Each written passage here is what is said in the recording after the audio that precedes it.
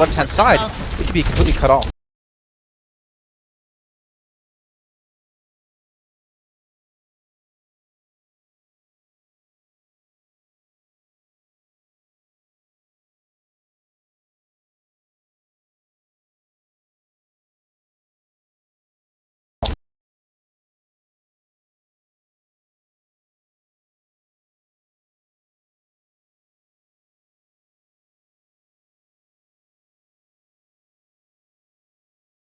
This might be the Chinese squad getting some progress here over on the first stage of the match. Yeah, Toby going down too, just trying to distract for some time. They don't have the speed boost to get back to the payload, but they will have the Reinhardt Dean already in position. They don't have a nano boost though, but I can't.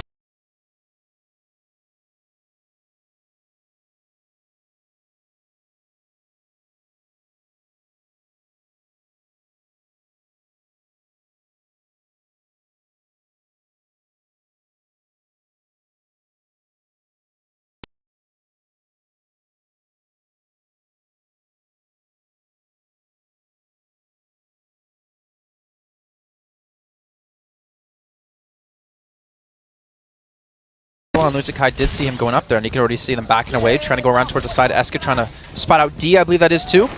Miro there, getting from behind. Yeah, Miro there was with the shield. He had the shield ready to go on towards Eska just so that flash. They kind of know the McCree's out of the business, and Taejun's going to jump into the back. The charge doesn't connect there. Bit of a mistake there. Tanky dropping the shield and allowing the rest of his team to be burnt to a crisp by Taejun coming through with the Death Blossom. Dia didn't really see much of him in that fight. He was definitely out of it from the start. Actually, the charge knocked Taejun high enough to pick up another kill into the man who's on the ledge, funny enough. So Tanky not only kills himself, but he kills his teammates. I think Yumu probably, wasn't it? Maybe. But I mean, either way, it was a lost fight for them, so it's not really that big of a deal that the charge didn't hit. But they do have 4 ultimates to use. They have the Earth Share. The problem is, do they have the ability to get up towards there to use it? The payload is still not really far enough up for them to go towards the right-hand side.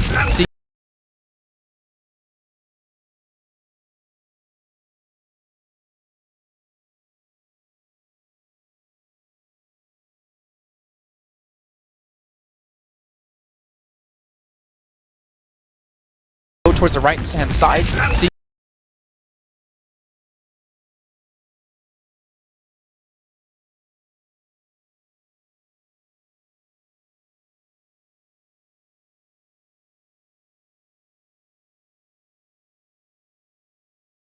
They approach now. Dean gets the nano boost. Yumi's got to be put to bed though. He had an opportunity to make a lot happen. He get on towards Eska first, and now he's out of the fight. Dean's going to find Zimmer now, going to be pressured down as well. That would be Dia trying to take him down, if I'm not mistaken, who does eventually fall. Taejun gets the rest of the job done by finding Yumu, and that should be Lunatic stabilizing yet again.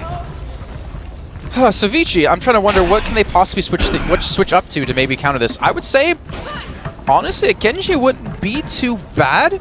Because every time Yumu gets nano boost, he seems to just get slept by Ryuje Hong. And obviously a Genji has a little bit more mobility and also the ability to reflect if you need it. And then with Eska on the McCree, if you can take him out 1v1, you give yourself such a huge advantage. Obviously a 1v1 is really never going to happen, but it's still very likely you could pull something like that off. Dia now off towards the side. Has Deadeye available? You can see though that Eska's going to check this. Does he flash it? He does preemptively flash it just in time. The reaction from him is incredible. Look at Lunatic. They're going to chase on towards Dia, try and pick him out of the mix here. Dia gets a shield, gets a bit of help, and now, well, the shoe might be on the other foot. Lunatic a little bit out of position, but able to back away before that mistake is exploited. Now Dia still has a good spot to try and use Deadeye from an off angle here, but Taejun's pushing into his backline, finds Tankyu. This is going to stop Vici in their tracks yet again, and they don't have time to spare for this nonsense. Yeah, 1 minute left to go here, and honestly, credit to Ryuje Hong to be able to pick off his counterpart XPG and enemy Anna. Like, I don't see why you should ever die in that situation when you have the body grenade to use to keep yourself alive. But Samai captures him off guard, gives him easily the man advantage and the healing advantage when it comes to pushing in, and that's why they can afford to push like that. Now Lunatic with 6 ultimates up, off the back of that 1 kill alone. I don't see how Vici's going to stop this. Like, with 3 ults, maybe 4 if Yumu gets his up. Isn't going to be enough as long as Lunatic doesn't force a mistake out of themselves. The last hurdle coming up here for Vici, and it seems to be the tallest one, at least one that can't get around or over or under, as it may be the case with the payload moving this way. Now it's going to be Taejun getting into the back line again, gets himself a nano boost, but Dia, safe positioning, goes for the Deadeye, only finds Miro, then put to sleep. It was a little bit late of a sleep dart, but still, that won't be punished too much, as the rest of Lunatic are just dominating Vici. 8 seconds left, and there's barely going to be enough time for Vici to get onto the payload and keep it contested to get overtime going on. 3 seconds left in this one. Lunatic are going to push out and meet Vici at the brick, and it's going to be Eagle to fall, and that'll be it. Lunatic do hold up, and Vici unable to finish yet again. So close in both occasions so far in this series. But Lunatic High always find a way to plug the dam. Considering though how one-sided the game of Vici versus USG was, they performed a lot better. So I think the practice they've been putting in has definitely paid off. And Lunatic High seem to have kind of shown weakness. I don't necessarily collapsed on themselves because they got caught off so many times in that fight. Even though they were really smart coming into the second phase, they just kind of forced a couple of aggressive fights. I don't know, like sometimes the aggression works against you, right?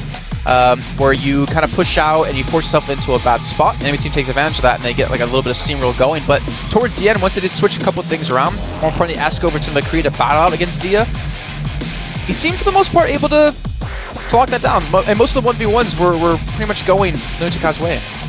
Even Rouge Hung on the Ana able to take down XBG. Like that's something you should, I want to say never see happen, but obviously I don't know if Eska hit maybe him with a couple shots and that's why it was easy for him to pick up the kill or what, but if it was assumed 1v1, you should never die Ana v Ana. Ana v May? Ana v Ana. Oh, Ana v Ana. Yeah, Rouge Hung was on Ana who killed XBG, which gave them a man advantage, but also the healing advantage when it comes to engage in a fight. Well, you don't want to die in that situation, definitely. I mean, Unko is a player also very outspoken about that particular matchup, or even being self-sufficient as an Ana. He believes that you have to be able to take on everyone, essentially, if it was required. You need to be, prepared to do that and have the mechanical skill to get you across the line. Because you staying alive, at least even if you don't kill your opponent as the Ana, staying alive and backing away is just a massive bonus to your team. It really can't be overestimated here. So I very much enjoy seeing both these two supports. I mean, Yumu is a pretty sick DPSer as well, so seeing him on support always is a bit weird for me. But again, it's what the team requires. These Chinese teams, players don't just flex between DPSs or flex between tanks, they flex across all different roles. But now Vici will be on the defensive side here. Lunatic High, they are going to bring the May on the attack here, and闘陣on that Reaper. Yes, I don't know if they're going to actually have Eska switch over to McCree till later on, once they do notice it. Because obviously the wall is just so important to have when it comes to pushing like aggressively on this map when you're the attacking team. You can obviously wall off a couple different directions. Dia is just doing what he did before, trying to play really aggressive, trying to catch him off guard, which the chip damage he's doing is good. It's building up ult %, but it's also helping out Rouge Hung quite a bit, already at 45% compared to XBG at 38, 35%. And Lunatic High are still looking for the avenue to attack. I think I want to say they're maybe waiting for an ultimate.闘陣sitting about half HP trying to get healed up by Rouge Hung. So if you're Dia there, you're a bit annoyed because you get a flash on towards闘陣, but he just goes away, and then he survives, and look, and then Rouge Hung gets ult percentage off that. Lunatic High have taken more damage, but they also haven't died. So that just means the Ana now can just give them the healing and get that first ult, which now is so much more important with a slower charge rate on that move. Just going in behind them here. Great use of the May wall. Not to mention, Dean gets a kill on a Yumu with a fire strike. Dean is going to be able to have his Deadeye from the backside, but he gets walled off completely. He has a little bit of a nudge, a little bit of an area to use it through, but the shields come in. The Earth Strider comes in, doesn't connect onto him just yet though. But Zim falls down to Dean. Dia trying to run away, going to get the health pack in just a few seconds, but no, the hammer to the dome comes in, and Lunatic High being so smart, surgically dismantling the defense out of Vici there. I have to agree with you. I mean, you saw how they pushed around that left side. I mean, I don't know how much. Well, it's pretty surgical, I guess, finding a Reaper with a Fire Strike there as well. But for Yumu, that's a bit of a misstep being caught out by that one. You should never get caught out by that one. That one should either be shielded off, dodged. I saw Sleep Dart come through, but I don't remember who it actually hit. If that was the case, then that's just good foresight by Lunatic High and putting that one together. But like I said, if Dia had been able to pick up闘陣right at the start of that fight, that would have bought Vici so much more time. You hate to see that happen. Getting the flash on a Reaper, not quite getting a kill, I understand that pain as a McCree player, and then seeing that damage just healed up to give the enemy Ana an ult advantage and then just get stomped through, it's frustrating. Not to mention having the nano boost advantage for Lunatic High. Exactly. XBG wasn't even able to get his off in that fight, which could have helped tank you. That's massive. Or potentially Yumu to keep him alive during that fire strike. But now they have to kind of fight out of... well, they have an advantage because they do have 3 big ultimates up. They have the Graviton Surge. Dia still stick with the McCree, and Eska still sticking with the May during all this.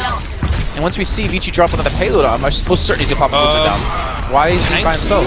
He dropped down first, the rest of his team just took their sweet time in getting there. Then he was stunned up or CC'd, maybe even a sleep dart towards him. Yumi's got a lot to make up for now, and Eska's able to get away there. The sound barrier coming at a very good time for Lunatic High. You can see how much damage they took in that fight, but it doesn't matter because they're surviving through it. They're giving their healers ult %, and they're managing to take Vici Gaming off the map. Yeah, in that situation when you're... I don't know, I mean, when you're Yumu, you saw him attacking, but he knew he was dead anyways. He shot Dean down to like a third of life, and then Rouge Hong is like, alright, free 0% for me. But then again, you can kind of assume he would have had it anyways, so it's not really that big of a deal. But we talked to a couple of the Western teams talk about how it's actually not worth flame striking sometimes because you can feed over 0% to many different people. We have a really weird situation now, Jason, where those two nano boosts are out of sync, right? That means one Ana has it and the other doesn't. XPG's a long way from having his boost, but that's a good sleep as he backed away. He actually got on towards Litation in that fight. Now we see the Winston coming into play here instantly enough from Midro. He doesn't want to play the Zaya because we talked about the high ground and being hard to get energy going. But Dia, safe positioning for him. He's able to stay back and Vici can hold on for now. But I always find this very, very interesting situation. Clever by Rouge Hong actually to hold onto this nano boost, so at least we can have a neutral nano boost in the next fight. But because it's harder and it takes longer to charge at that ultimate, we are now in the future going to see more situations in these team fights when not necessarily both Anas actually have the ultimate available. I mean, we won't necessarily have two nano boosted Reapers running at each other. And you pointed out Miro on the Winston actually, so I think the idea behind this is the fact that they don't want to give up this high ground to Dia, and he's the only one with what they currently have, except maybe Asko, who can obviously ice wall himself up there to really challenge out on this. So by throwing the Winston on top of Dia, you pretty much eliminate his effectiveness in these fights. I don't know if you're going to be able to kill him when Eagle's there off to his side to speed boost him and heal him, but the Nebus already being popped, while in Wraith form, not to mention the Blizzard on top of us, so there's no real chance to get a good engagement off. And Litation takes out 3 people towards the backside. It's XPG, Dia, and Eagle all falling. Yuma's going to get frozen up. Aska's going to take him down. And just like that, Lunatic are going to successfully take the second checkpoint. Completely crushed. Yuma didn't even have a chance to use that Death Blossom there as well. I thought for a second that it might have been a nano boost used to bait out more ults, because if you just walk at them with Wraith form and nano boost on, you're not going to die, you're not going to take damage, and you might force defensive ults away. But if that was the plan, it didn't happen at all. And now Lunatic High, they're chasing for more kills. They've caught Vici on the back foot here, and there's no way for them to get back to safety. Dia is in trouble. He needs to be careful. Miro's going to jump up there. He doesn't even have to. Toby picks him off. And Lunatic High being very smart. They actually left the payload back because it takes some time to actually move through the door, which you can't really help it do anyways. Push up, get more ult percent, get more kills, and translate this ideally into them for a win. Now Vici have to hold so far up, they cannot afford to let the payload move in under that underpass, or else they're going to lose this map. Can now press it forward as well. Dia not being allowed to have any space to work or to breathe or to even move. Eagle, yeah, he's in deep trouble now as well. This is not what you want. And with this Mei, you have to look at your screen freeze as the Mei just takes you down. XPG missed the sleep dart there. That could be nasty. And Yuma only gets 1 kill in the fight. It's Toby. But look at the charge coming in. Dean goes up against the wall. Yuma gets himself a second here, but Miro and Eska now chiming in. Dia, maybe a little bit too late to the party right now. Miro's going to be tough for him to break through with the shield up and the primal rage and the blizzard. Everything being thrown at this man. There's nothing Dia can do. He just has to bow down and accept his fate here and accept the Lunatic High have gotten the better of them yet again. Second map running, it's a 2-0. Just seems like clinical work out of Lunatic High there too. The switches they've been able to pull up in so flawless again, putting Miro on the Winston to deal with Dia on the high ground as McCree. You completely shut him down, and even then, like, it wasn't 100% needed because for some reason you saw Vici actually contend the high ground to go head to head. They had a nano boost on a Yumu who's in Wraith form, even put a Zarya shield on top of him, but they didn't care because Li Taejun was in the backlines of Vici taking him down. This was a weird fight here as well. I think, actually, no, this was earlier on, this on the attacking side. So, I mean, nice job for Miro. He switched away from Zaya. And as I said, a lot of players who play Zaya have said with high ground sometimes and maybe not a consistent amount of poke damage coming through, or maybe not damage incoming that you can predict. It's not always worth taking that pick if you don't have an ultimate to work off.